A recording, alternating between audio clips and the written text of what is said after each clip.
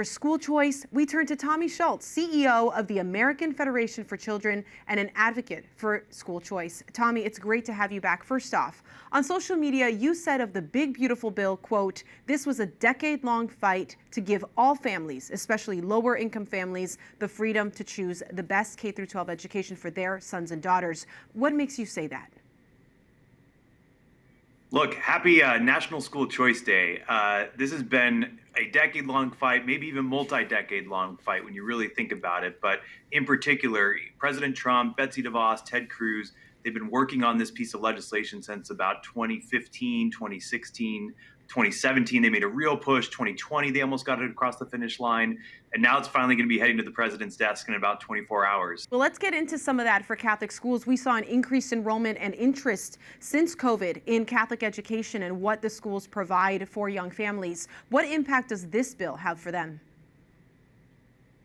Well, when you look at the landscape of Catholic education, first of all, the nation's report card shows that Catholic schools are about 2 to 2.5 years ahead of their public school peers. So if we care about K through 12 education in America, it'd be great for more and more families to get access to Catholic schools. Secondly, about 40% of all private schools in America are Catholic schools. It's just the history of American education that's really been fundamentally tied to Catholic schooling in America in general. And so when you look at this bill and what it does is it allows every single individual taxpayer the ability to donate $1,700 per year to a scholarship group to get a full tax credit. So what does that mean? It means that thousands and thousands of Catholic charitable organizations that already exist, that already provide scholarships for kids, particularly lower income kids, they can now raise a lot more money. And what's really incredible about this bill is that there isn't a cap to this. So previous versions of the bill, there was a $10 billion limitation.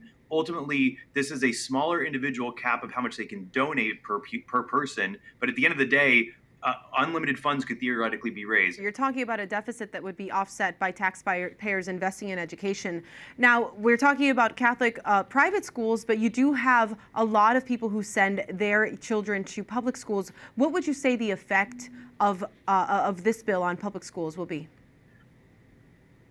Well, like we've seen with all of the private school choice programs currently in about 32 different states in America, they help public schools because at the end of the day, competition breeds better results. And when you're seeing more and more families access the school of their choice, they're empowered to choose the school of their choice. They're not just restricted by the last 5 digits of their address, their zip code of where they have to send their kids to school. Suddenly the schools get better, right? They start competing for students, or they start understanding, gosh, you know, these underperforming public schools, they no longer have the kind of chokehold that they do on taxpayers and for the families that live in those zip codes. So at the end of the day, it's a rising tide that lifts all boats. We've seen this in Florida and Ohio in particular. Dr. David Figlio has really good research showing that the more that a public school has competition from charter schools or private schools, the better that public school district actually performs at the end of the day. So I anticipate this is going to really help public schools flourish. It's going to help great teachers actually, because at the end of the day, teachers have the ability to start schools in their own communities going forward in plenty of states already, but especially when this federal bill comes online in 2027,